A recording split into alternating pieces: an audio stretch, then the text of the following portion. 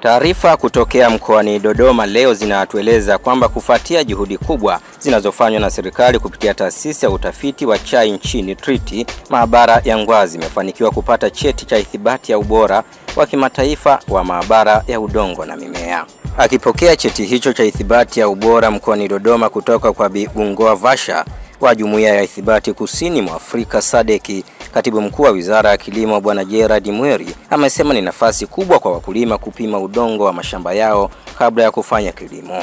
Kwa upande wake, Katibu Mtendaji wa Chama cha Wakulima Wakubwa wa Chai Bwana Johannes Sikira ameweka wazi uhakika wa soko la nje kwa kile wanachozalisha, huku akidai kuwepo kwa maabara hiyo kutaongezea chachu ya wawekezaji kuwekeza kwenye sekta ya kilimo nchini. Sasa hivi imekuwa moja ya taasisi 108 ambazo Tanzania imeshapata ISO certification yani sasa. Tunaamini kwa maendeleo ya kilimo kuwa maendeleo ya kilimo ni nguzo ya uchumi wa nchi yetu.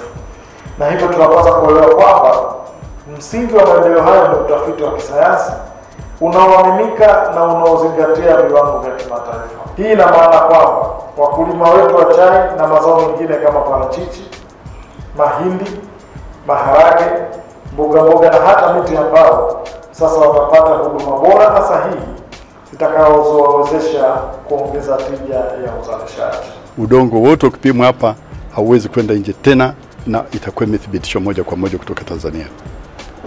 Kwa hiyo ni manufaa makubwa sana kwetu sana tu, kwa sababu sio hiyo tu, kwa sababu sasa hivi walaji wa chai wanajali sana mambo ya afya. Sasa mbolea ukianza kuiweka kwa mashaka hujui kiasi gani cha nitrogen kwa mfano unaweka, inaweza kukupa gharama kubwa zisizostahili. Kwa hiyo kama tutaanza kupima udongo wetu hapa kwa uhakika zaidi, sasa tunaweza hata kupunguza matumizi ya mbolea.